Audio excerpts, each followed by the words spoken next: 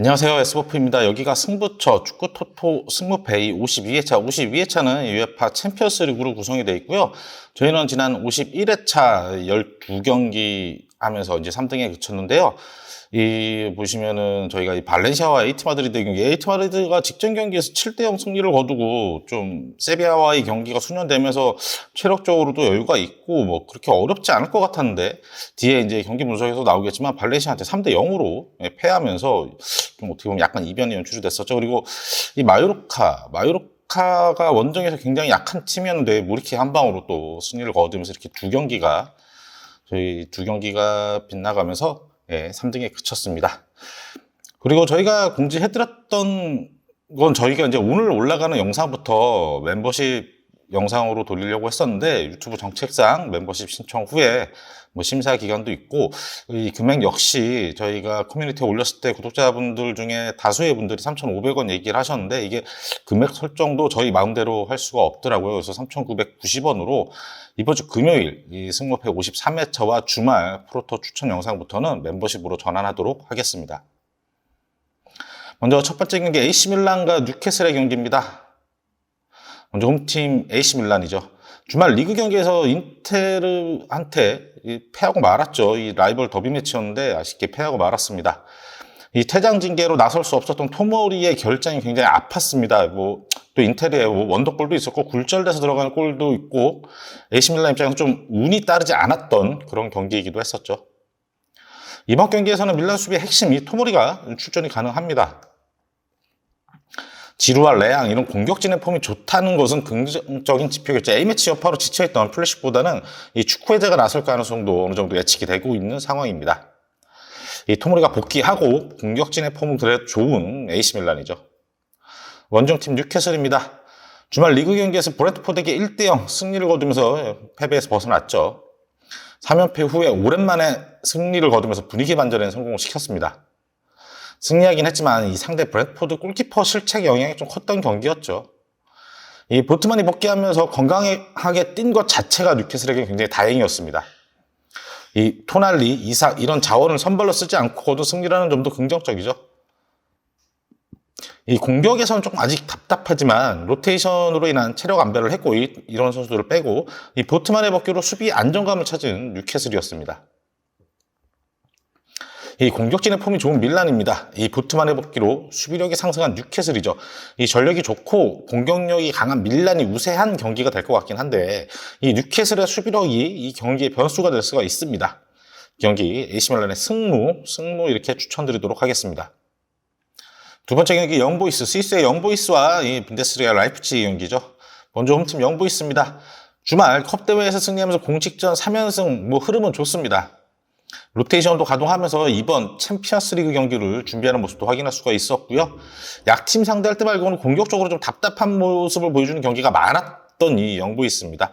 그래도 홈에서 22경기 연속 무패를 하고 있는데 이 홈에서 굉장히 강한 팀이죠. 그래서 챔스나 이런 유럽 대항전에서 가끔 이 영보이스가 이 강력한 피지컬로 세트피스 득점 이런 걸로 이변을 연출하기도 합니다. 이 공격에서 답답한 면이 있긴 하지만 홈에서는 워낙 강한 이 영보이스입니다. 원정팀 라이프치히죠. 지난 주말 아우크스 상대로 3대0 승리를 거둔 라이프치히입니다. 리그 3연승 아주 강력한 시즌 초반의 페이스를 보여주고 있는데요. 특히 4경기에서 13골 압도적인 이 득점력을 보여주고 있다는 것이 굉장히 긍정적이죠. 이 오펜다, 시몬스 이런 영입한 젊은 선수들의 활약이 매우 좋습니다. 압도적인 공격력을 뽐내고 있는 라이프치히입니다. 그리고 올모, 클로스토만, 오르반 이 부상자들이 있지만 다른 선수들이 대처를 잘 해주고 있는 상황입니다. 이 공격에서 답답한 영보이스죠. 공격력이 압도적인 라이프치히입니다. 영보이스야 홈 강세가 있긴 하지만 이 두 팀의 공격력 차이가 굉장히 큽니다. 이 경기 영보이스의 패 예측하도록 하겠습니다. 세 번째 경기는 이 페예노르트와 셀틱, 네덜란드와 이 스코틀랜드의 명문팀들이죠. 먼저 페예노르트 살펴보겠습니다. 지난 주말 이 헤렌벤에게 6대1 대승을 거뒀습니다. 리그 5경기에서 19득점. 근데 원체 페예노르트나 PSV, 아약스 이런 팀들은 네덜란드 에레디비지 리그 내에서는 좀 압도적인 기량을 보여주고 있는 상황이죠. 지난 시즌 유로파리그에서 홈 무패를 기록했을 정도로 유럽 대항전에서 홈 경기 굉장히 강한 모습을 보여줬습니다. 좋은 득점력을 뽐내고 또 홈에서 강한 이 페이노르트죠. 원정팀 셀틱입니다. 지난 주말 던디에게 완승을 거뒀죠. 리그컵에서 탈락하고 리그 약팀과 무승부를 거두는 등 이 시즌 초반에 좀 불안한 모습을 보여주고 있는 셀틱인데, 아무래도 이 감독, 이 토트넘으로 옮긴 이 포스테코글루에서 로저스로 감독 변화에 아직 조금은 적응 중인 단계인 것 같습니다. 감독 교체 영향으로 시즌 초반은 좀 불안한 면이 있는 셀틱입니다. 득점력이 아주 좋고 홈에서 강한 페이노르트죠. 감독 변화로 시즌 초반에 불안한 모습이 있는 셀틱입니다. 물론 셀틱에는 우리나라 선수들이 많이 포함이 돼 있는 만큼 권혁규 선수는 챔피언스리그 명단에 포함이 안 된 걸로 알고 있는데, 우리나라 선수들, 아시아 선수들이 많이 뛰고 있는 만큼 좀 잘해줬으면 좋겠지만, 아무래도 이번 경기 페이노르트가 원체 홈에서 강한 만큼 페이노르트의 승 예측하도록 하겠습니다. 네 번째 경기는 이 세리아의 라치오와 라리가의 에이티 마드리드입니다. 에이티 마드리드, 앞서 말씀드렸지만 발렌시아 원정에서 3대0으로 패했는데 그 뒤에서 설명드리도록 하겠습니다. 라치오입니다. 지난 주말 리그 경기에서 유벤투스에게 1대3으로 패했습니다. 리그에서 1승 3패, 시즌 초반 굉장히 성적이 좋지가 않죠. 특히 4경기 7실점, 수비에서 많이 흔들리고 있습니다. 그래도 공격적으로는 폼이 좋은 이 루이스 알베르토를 중심으로 괜찮은 모습을 보여주고는 있습니다. 공격력은 괜찮지만 수비 라인이 흔들리고 있는 라치오죠. 원정팀 에이티 마드리드입니다. 주말 리그 경기 발렌시아 원정에서 0대3 완패를 당했습니다. 이 상대의 좁은 미드필드와 이 수비 라인 사이 간격에 굉장히 어려운 경기를 펼쳤는데, 발렌시아 수비와 미들라인이 좁아서 이 그리즈만의 영향력이 상당히 떨어졌습니다. 이 미드필더진에서도 많이 도와주지 못하면서 공격적으로 잘 풀어내지를 못했죠.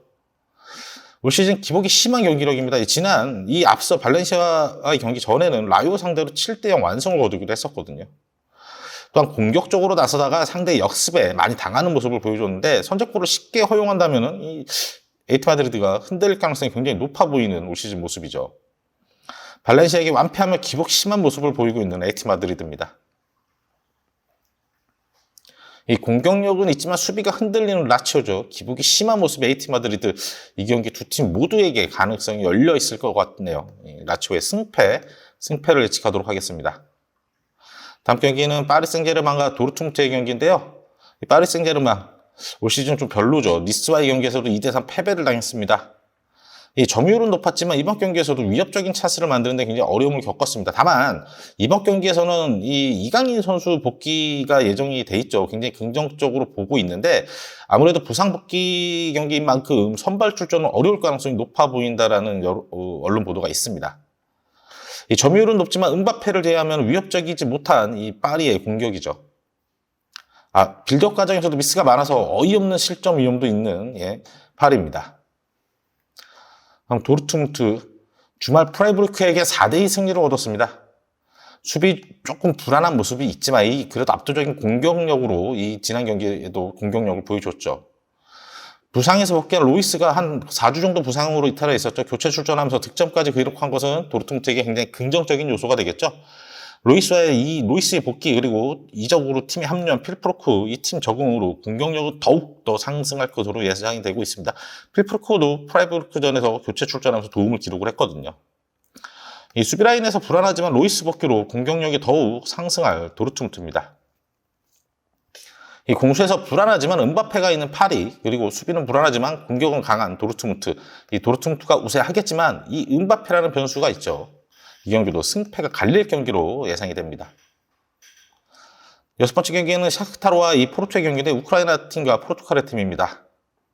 먼저 샤크타르 살펴보면은, 샤크타르 도네츠는 지난 라운드 승리 거두며 리그 무패를 기록 중이죠. 리그에서는 이제 워낙 강팀이기 때문에, 리그에서 압도적이지만 프리시즌 친선전들을 살펴보면은 유럽 강팀들한테 좀 약한 모습이었죠. 토트넘한테도 지고 아약스한테도 이렇게 완패를 당했었습니다. 챔피언스리그 기준으로 보자면 확실히 해결사가 없다는 것은 이 샤크타르에게 굉장히 큰 단점이 되겠죠. 네, 리그에서 잘 나가고 있지만 유럽의 강팀들과는 전력 차이가 확실히 있는 샤크타르입니다. 다음 원정팀 포르투입니다. 주말 리그에서 승리를 거두면서 리그 우패를 유지 중이죠. 다만 수비수 이 마르카노와 공격수 에바니송이 부상으로 교체되는 변수를 발생했습니다. 마르키노가 주전 수비수인 만큼 이 부상으로 이번 경기 결장이 예상되는 만큼 그 포르투에게는 큰 변수가 될 수가 있습니다. 이 경기력이 완벽하지는 않지만 어려운 경기에서도 결과를 가져오는 이런 집중력이 굉장히 좋은 편입니다. 이 승리는 한 점차 승리만을 기록을 하고 있고 경기 내용도 비등한 경우가 굉장히 많았거든요.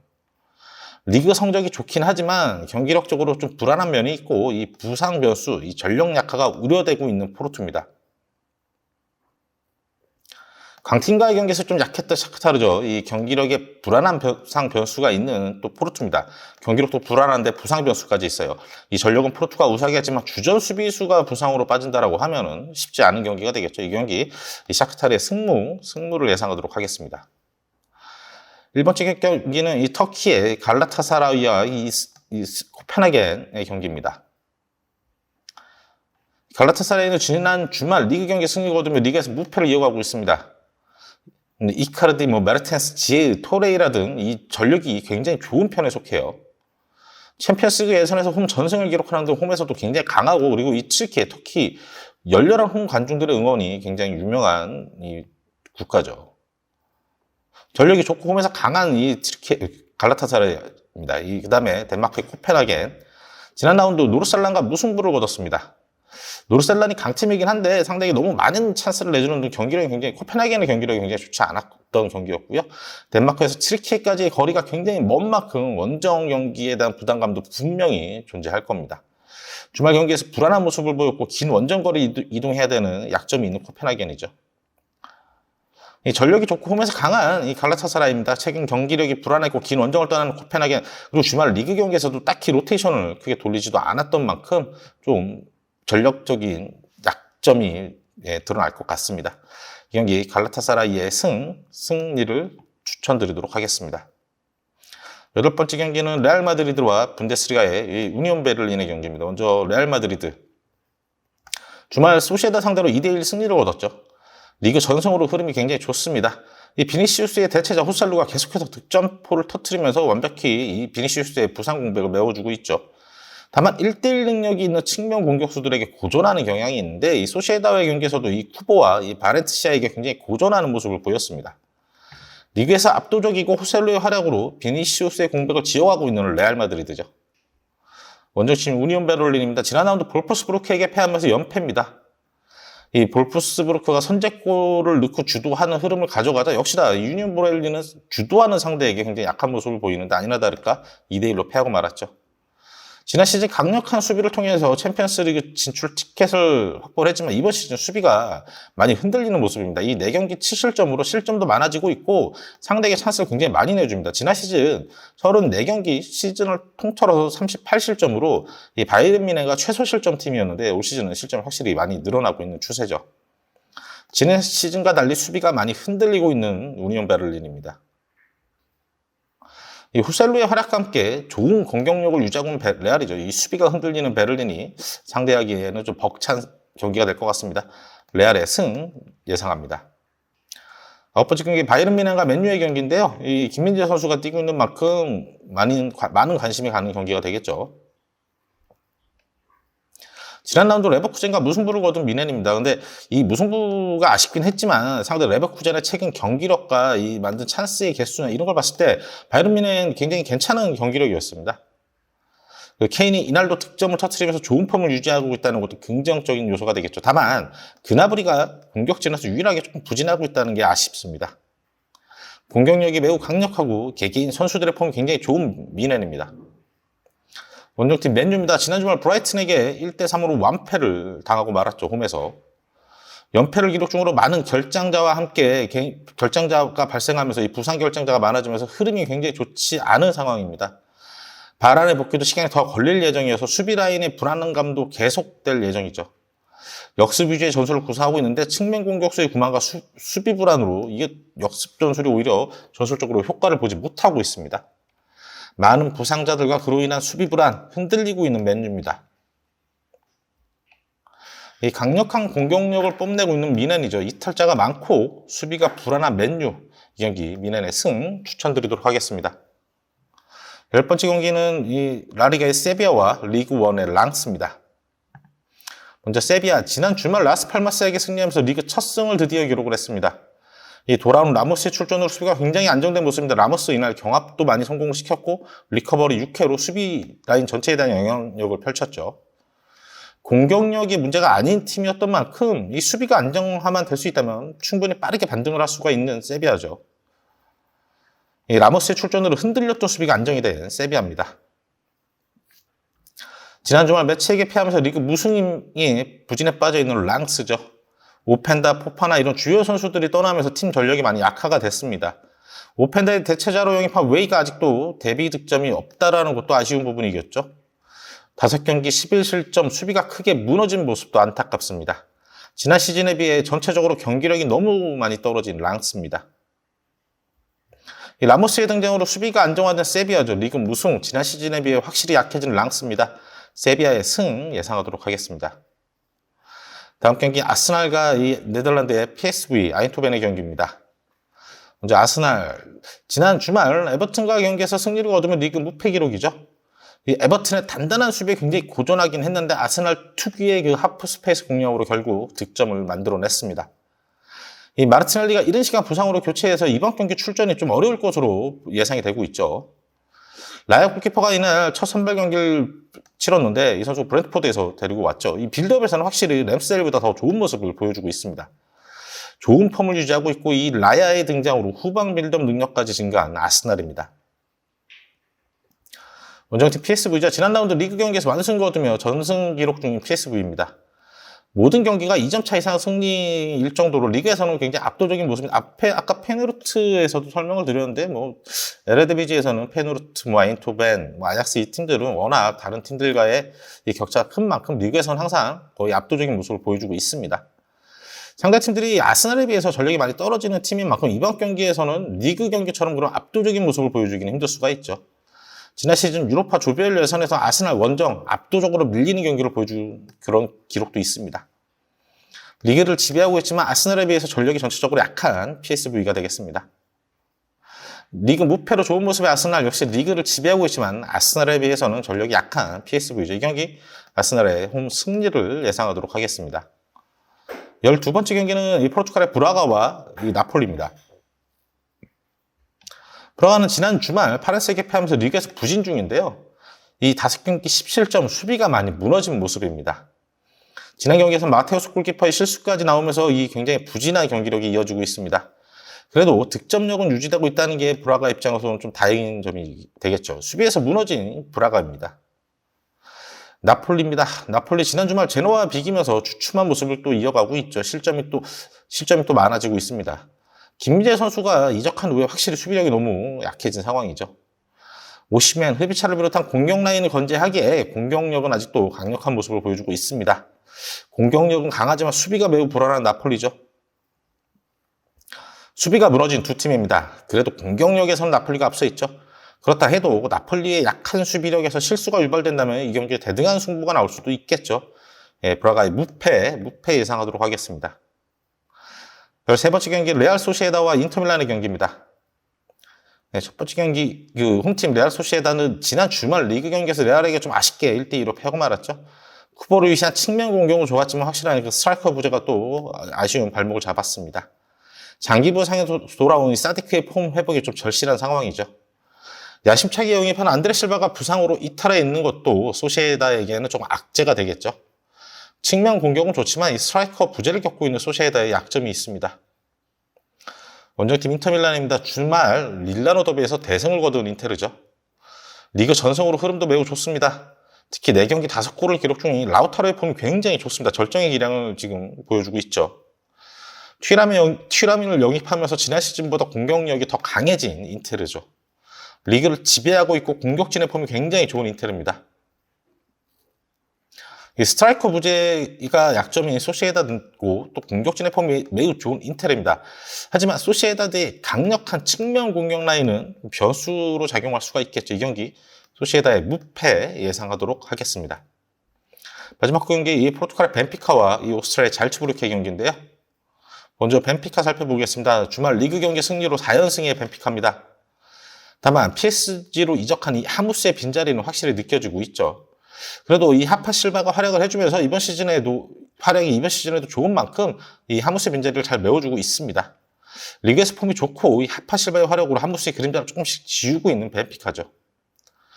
원정팀 잘츠부르크 지난 라운드 리그에서 무승부가 되며 리그 전승 행진이 마감이 됐는데 리그 2위 팀 슈투가르츠와의 2대2 무승부였죠. 그래서 6승 1무를 기록을 하고 있습니다. 후반에 주전 수비수 피용토포스키가 부상으로 교체된 것으로 이 잘츠부르크 입장에서 좀 악재가 될 수 있습니다.